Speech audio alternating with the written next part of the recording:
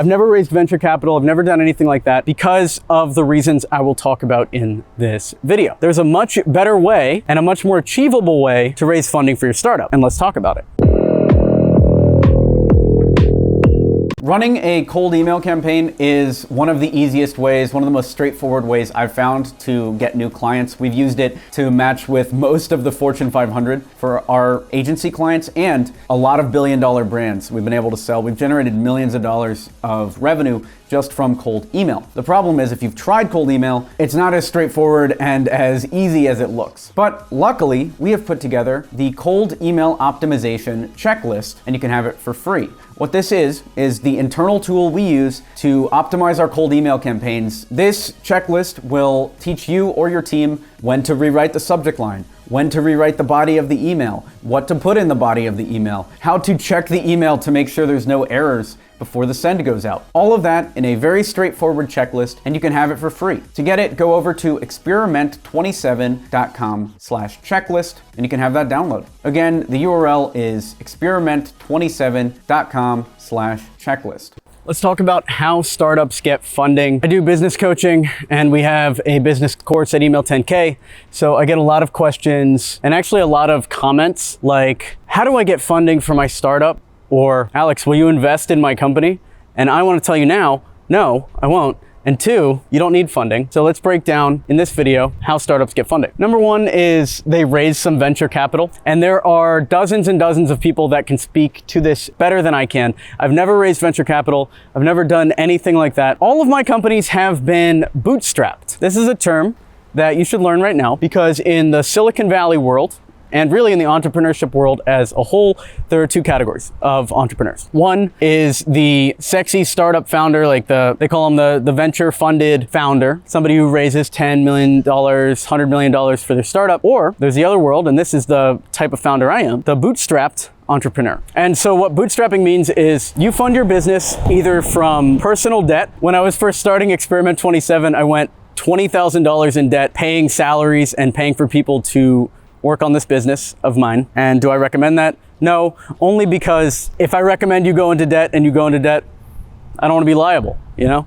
Yes, it worked for me very well, and I paid it all back, but I assume that doesn't work for everybody because they're quitters.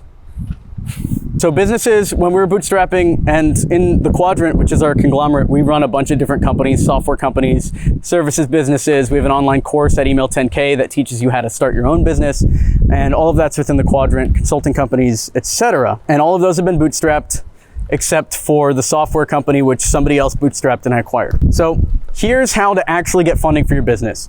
You want to either use personal debt like we talked about before, where you get out a bunch of credit cards and you try to figure it out from there, or you use the revenue from your customers to scale your business. And then once you have an asset, meaning once you have a business that makes more consistently than it costs to run, you won't want to raise money. And at that point, that's when people will buy your company or you can go raise money. And that's that. You shouldn't be looking to raise money right off the bat because odds are the business idea that you're trying to raise money for probably sucks, honestly. You got to go out and pitch it in the market and see if customers even want this thing and actually get money for it before you try to raise money. Otherwise, you're going to waste years of your life. Just like I wasted years of my life going into debt. Ugh.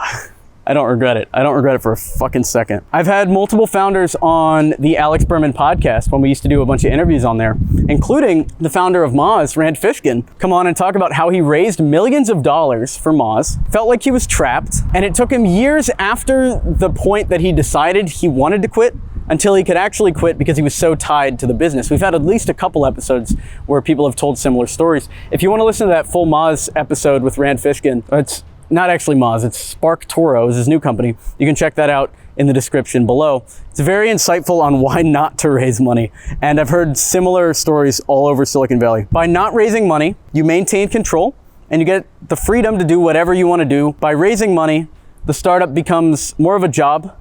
You are now the employee of the board being the people you put in place to hold you accountable. And now you're basically an employee again, which is exactly what we don't want as entrepreneurs. So that's how startups get funding. I recommend bootstrapping, going out, pitching your product to customers and trying to get paid Check out the course Email 10K if you want to see how we do it step by step consistently. And we've done it to generate over $10 million in sales at this point. If you want to learn more about acquiring businesses, there's also a video we did, a podcast interview with Ryan Culp, all about how to acquire startups, which if you are somebody who has a full-time job and maybe you're like 30, 40 years old later in your career and want a quicker path to entrepreneurship, buying businesses is actually the easiest thing that you could possibly do. Spending even $3,000, $4,000 on a business that's already running and then scaling it. So I'd check that video out as well. And it's all about what you want. If you want freedom, and that's what I optimize for, then you want to maintain as much control of your company as possible, because the more people you add, the less freedom you have, because now you're accountable to all these other people. If you want massive scale, like you want to be the next Uber, then yeah, you're probably going to have to raise money. And from what I've read, it's an easier time after you've had traction. But again, I haven't raised money on purpose. So I'm not the right person to take advice on actually raising the money from. I have helped hundreds and hundreds of entrepreneurs make money, and none of them have done it by raising money. By the way, if you want the system that we're covering in this video as a free checklist, grab the link in the description. You can have a PDF of everything we talked about. Thanks for watching. I'm Alex Berman. If you like this video, give it a like. Comment below. What do you think? Raise money? Don't raise money. Would love to know. Thanks for watching. I'm Alex Berman.